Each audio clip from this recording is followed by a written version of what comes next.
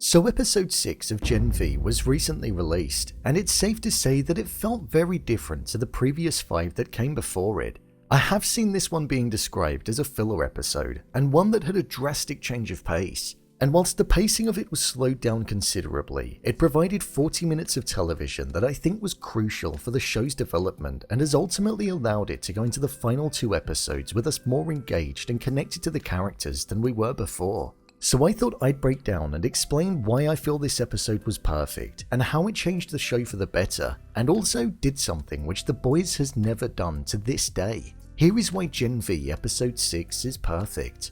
Just to let you know, this video will contain spoilers. The structuring of the episode. This episode was crafted in such an intelligent way. We had to take a look backwards in order for the plot to develop forwards. By looking inside each of the characters' minds and their memories, we saw their troubles, trials, tribulations, and regrets, and how they'd all not been honest with each other about key parts of the main plot. But it was only by the characters eventually overcoming what had happened in the past and looking past the deception that they could then all move forward. It was even done at the end when Sam arrived and chose not to harm Cate, showing that he was even prepared to move on in that instance.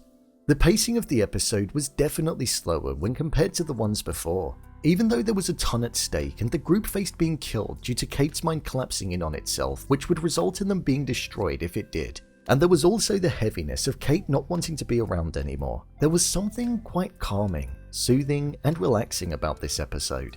The wandering from mind to mind and not knowing what was going to be around the next corner felt like an experience that was exciting to be a part of. There was no physical threat in this episode, but time was the threat. Limited time to escape and to find Cate. It wasn't an edge-of-your-seat thriller, will they make it or not, but it was more of a let me sit back and learn more about these characters, as it felt like the biggest threat to them all was their own minds and the secrets that they had, something which I think was needed. We've had 5 episodes that have been very true to the tone of The Boys and the pacing of it, but this one properly stripped it back and allowed us to spend dedicated time with the characters in a way like we've never done before, and my connection to them is far stronger now because it's slowed down and we had time with them. The episode was structured in a way that allowed each section to flow seamlessly into the other. Having a dedicated 5 or so minutes inside of each of the characters' heads allowed it to not feel disjointed or complicated, as I imagine it could have felt complicated if executed in the wrong way. The use of transitions such as walking around corners, opening doors, and close-up shots revealing the entering of another mind was so smooth, and like I said a second ago, it added to the seamless nature of it. Even the section that was occurring with Sam and Emma in reality offset the heaviness and threat that was present with the other characters. We saw affection, love, happiness, and togetherness, something which wasn't around for the other characters, so it provided a break from the deceit, lies, and disgust, and put us down at the other end of the spectrum of emotion. This episode was a real pleasure to watch because the structuring of it was just so perfectly handled and well thought out.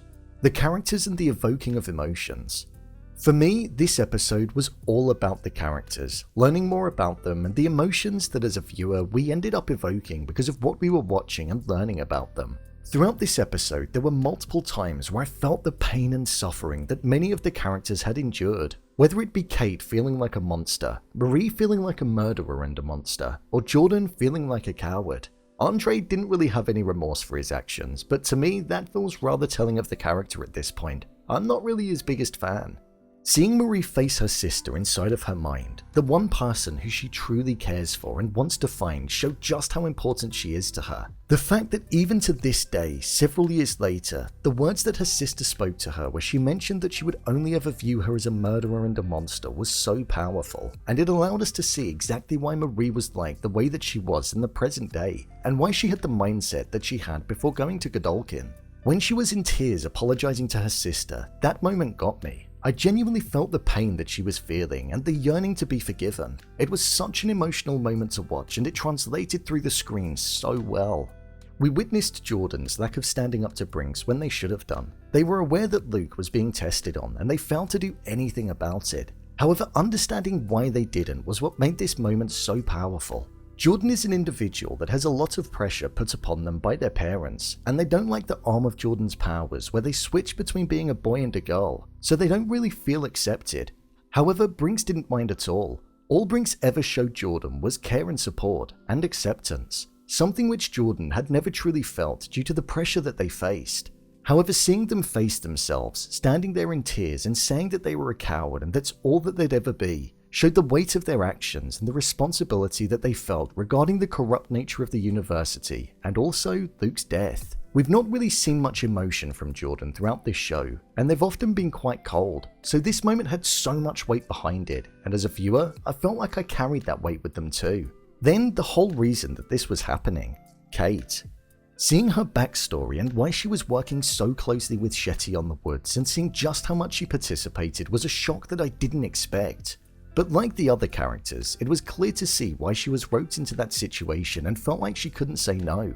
Cate essentially saved Cate from the prison which was her home. From the day that Cate accidentally sent her brother away when she discovered her powers, she was feared by her mother, and basically kept in a prison which was like a bedroom for 9 years. So seeing small moments such as Cate giving skin-on-skin contact, her using motherly words like sweetheart and also hugging her, it gave such clarity as to why Cate was being controlled and loyal.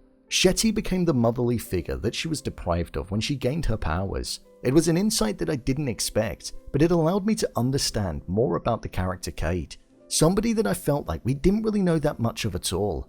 I also love the irony. Cate, a character that has mind control powers, is actually having her mind controlled by a regular human.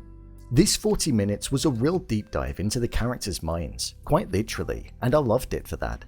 Whilst it could be considered filler, it was necessary filler to flesh out the individuals. It showed us more of the human side to the Supes that they are. The appearance of Soldier Boy.